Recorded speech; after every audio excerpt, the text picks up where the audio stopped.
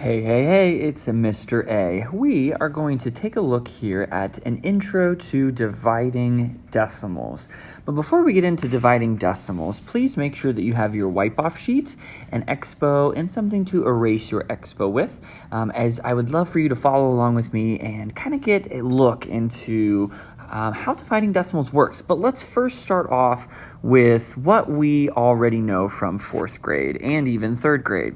Let's say that I was doing 15 and I wanted to divide that by 4.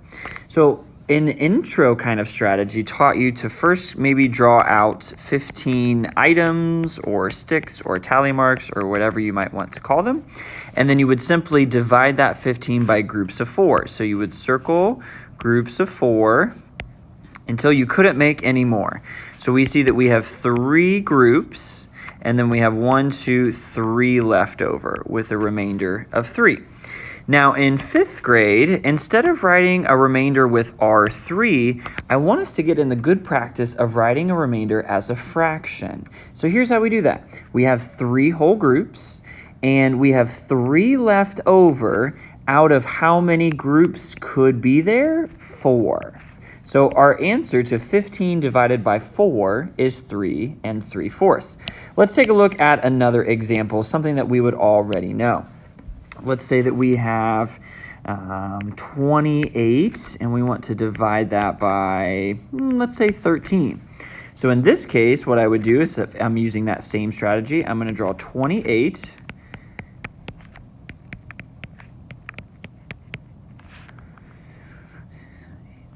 10, 1, 2, 3, 4, 5, 6, 7, 8. 28 tick marks, and I'm going to group them into groups of 13. So I believe I have 10 in a row, but let's just double check. So 1, 2, 3, 4, 5, 6, 7, 8, 9, 10.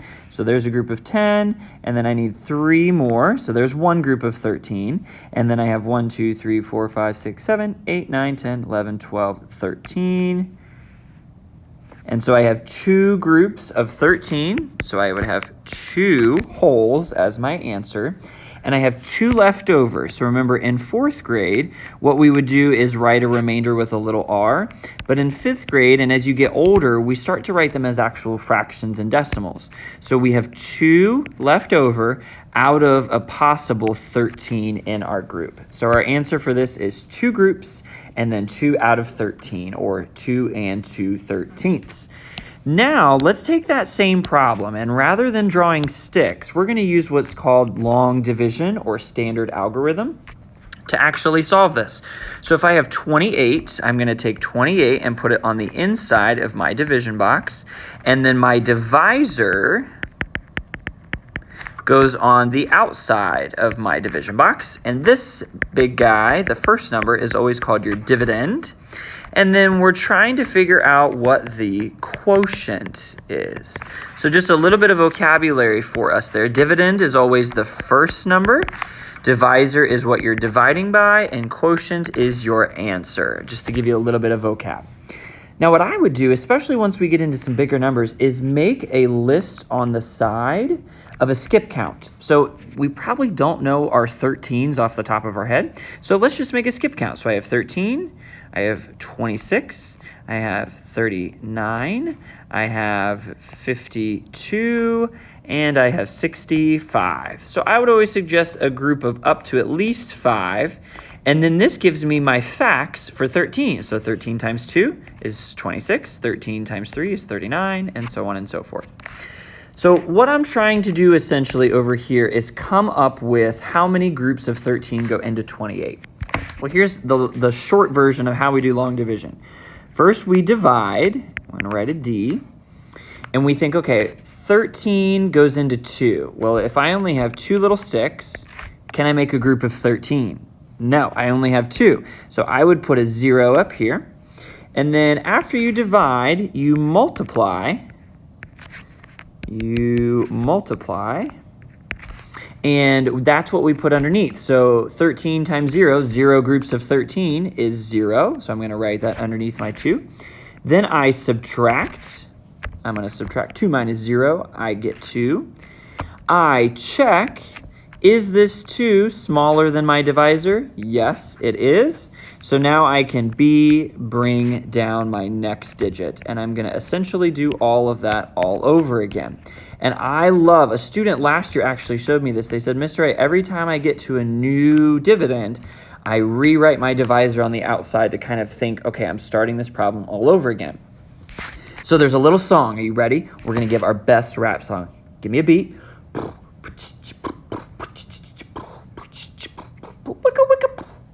Divide, multiply, subtract, check, bring down, divide, multiply, subtract, check, bring down, divide, multiply, subtract, check, bring down, wicka, wicka, what? So it might not be as good as FlowCap, but at least it's something to help you remember. There's another way to remember it too with words. If you don't have awesome rap beats like Mr. A, you can always think of it as does McDonald's sell cheeseburgers. Notice the starting letter of all of those is the operation that we need to do. So does, divide, we divided first. So 13 goes into 28. If I use my skip chart over here, I can see, it goes in 2 times. So I have 2 groups. I multiply 2 times 13, and I saw that that is 26. I subtract, 8 minus 6 is 2. I check, is my 2C cheeseburgers, is it less than 13? Yes. I bring down, but there's nothing else to bring down, so I'm finished. So my answer here, I have 2 wholes, I have 2 left over, and I have that out of 13 groups, which is exactly what we did with our little models. So does McDonald's sell cheeseburgers is a way to help us remember long division. Now, let's dig a little bit deeper. So that's something that we should have learned in 4th grade. Now let's go and see if we can figure out some 5th grade level stuff with dividing decimals. Using your model sheet here, we're going to come up with a little dividing decimals problem. We're going to start off super easy. We're going to want to know what is 6/10 divided by 3. All right, so 6/10 divided by 3 equals what? So what I'm going to do is go ahead and take your expo, and we're going to shade in 6/10. So once I've got 6/10 shaded, now I need to make even groups of 3. So I'm going to use my expo or your expo and your pencil, and I'm going to kind of draw a dividing line here, like this. And I made 2 separate groups of 3, but they both have the same amount inside of them. So I have one group here, and I have another group here. And now I need to see what's inside each of my groups. So once I split this up into 3 groups, okay, so I have 1 group, I have 2 groups, I have 3 groups. I need to see what the value is inside of each group. Well, each group, would we agree, is 2/10 or 20/100. So 6/10 divided by 3 is 2/10. Let's try that with the standard algorithm, long division. So divide, multiply, subtract, check, and bring down. Does McDonald's sell cheeseburgers? So I have 6/10 on the inside. I have 3 on the outside. Well, when we're dividing decimals with long division, if there is no decimal in the divisor, which there's no decimal in the 3, we simply bring our decimal point straight up into our quotient. So now I divide. 6 divided by 3 is 2. I multiply. 2 times 3 is 6. I now subtract. 6 minus 6 is 0. I check. Yes, 6. 0 is less than 3, and there's nothing else to bring down, so my answer for this one is 2/10, which is the same thing as what I got up here with our models. What? Mind blown. All right, so let's erase this, and let's give it another shot here and try one that's a little bit harder. We're still going to divide by a whole number, and notice what happened when we divided by a whole number. Did our answer get bigger or smaller? Well, if I had 60/100ths and I have now 20/100ths as my answer, I would say that my answer got smaller because 2/10 is less than 6/10. So when I divide by a whole number, my answer gets smaller. Hold on to that thought. It's going to be very helpful. All right, let's try something a little bit more difficult. Let's divide 1 and 4/10 And let's divide that by 3 again. So I'm going to take my expo and I'm going to shade in one whole. I'm going to shade my dividend in. My dividend is 1 4/10. And then I need 4/10. So now I need to split this up into 3 even groups. Okay, so 3 even groups. So if I think, and I'm actually going to change this a little bit. We're going to actually go with 1 2/10. And we're going to take away 2 of those. Going to make it a little bit easier to get us started here. So if I have 1 2/10 divided by 3, if I want to go ahead and section this off into even groups, would we agree that we could maybe put 4/10 in each of those groups? So to find my answer, I look to see what's inside each of those groups, and I see that my answer is 4/10. Again, my answer got smaller because I divided by a whole number.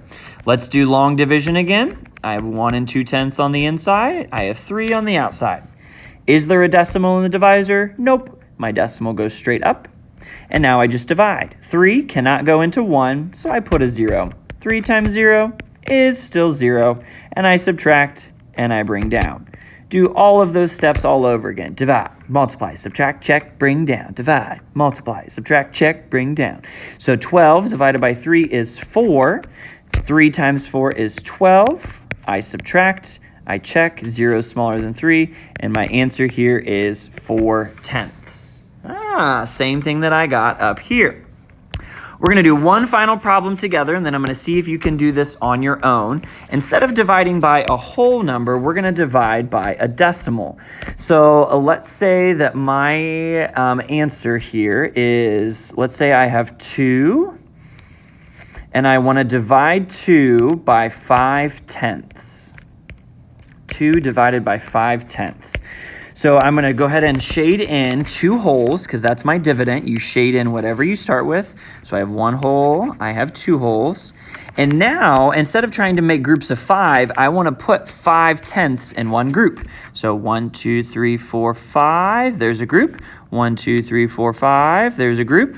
1, 2, 3, 4, 5, there's a group. So I have 5/10 in each of my groups. So now to figure out your answer, how many groups did you end up making? Well, I see that there are 4 total groups. So my answer here is 4. But Mr. A, I divided. How did my answer get bigger? Well, this time we divided by something that's less than 1. And just like it's opposite when we multiply by something that's less than 1, your answer gets smaller. When you divide by something that's less than 1, your answer gets bigger. Let's check it out and see. If I have 2 and I'm dividing it by 5/10. Now here's where it gets a little tricky. If I have a decimal in the divisor, I don't want a divisor as a decimal. So I'm going to use powers of 10 and move this decimal over 1 power of 10. But math is all about balance. What you do to one side, you must then do to the other. So if I move the decimal times 10 here, I need to multiply this 2 by 10. So if I move the decimal point 1 time, I add a 0, and then my decimal goes straight up. So when we divide by a decimal, there's a couple of extra steps, but really not too difficult. So let's take a look. 20 divided by 5. Well, 5 doesn't go into 2, right? I can't, if I have 2 sticks, I can't make a group of 5. So I need to have a 0 there. Then I bring down my 0, and I do the same thing all over again. So 20 divided by 5, is 4, and I subtract, and I have no remainder left over. So my answer is 4, but isn't that what I got up here with my model? Yeah, they're both answers of 4. Interesting. Let's see if we can try some harder, challenging problems here, and then we're going to call it a day. So this says Jordan has $9 to spend at the school store. Each pencil costs 60 cents. How many pencils can Jordan buy? So if he has $9 and we're trying to figure out 60 cents, how many times is 60 cents? So if we put our 9 on the inside and we put our 60 cents on the outside, or just 6/10. Well, we talked about we can't have a decimal in the divisor, so we need to multiply by 10, and we need to multiply by 10, and then move the decimals. And then the decimal can go straight up into our quotient. So divide, multiply, subtract, check, and bring down. So 9 divided by 6, I can get one group of 6. 1 times 6 is 6. Subtract 3, bring down. Is 3 smaller than 6? Yes, so I keep going. So now I say, okay, what's 30 divided by 6? Well, I know that 6 goes into 30 5 times. 30, subtract, bring down. Do I need to do this 0? No, because my decimal point is right here. Is 15 one of my answers? Yes, it is. Let's check this with our models and see if we can see how this is modeled too. So if we have 9 holes, everybody get your expo sheets ready here. I'm gonna shade in 1, 2, 3, 4, 5, 6, 7, 8, and I'm gonna use one of these tenths ones and have 9. So now I'm dividing by 6/10. 9 divided by 60 cents, or 6/10. So I need to make groups of 6/10. So I have 1, 2, 3, 4, 5, and 6. Draw a line. 4 and 2 makes 6. Draw another group. I have 1, 2, 3, 4, 5, 6. Draw a line. Keep going until I get all of my groups of 6. Keeping in mind how many I'm making, there's a group here. This is only 4, so it comes down to here because there's 2 more. And then another group of 6. And then another group of 6. And another. And another. And we keep going until we get all of them done. You can see how this strategy might not be the most efficient, but hopefully it at least helps you to see the correct answer. All right. So now I've got 1 group, I've got 2 groups, I've got 3 groups, I've got 4, I've got 5 groups, I've got 6 groups, I've got 7 groups more. I'm Dr. Seuss.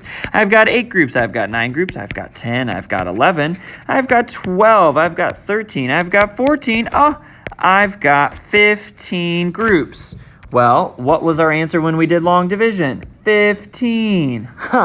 So long division really isn't too bad of a strategy. Modeling isn't too bad of a strategy, but if you can understand both of them, it's going to help you be much more successful.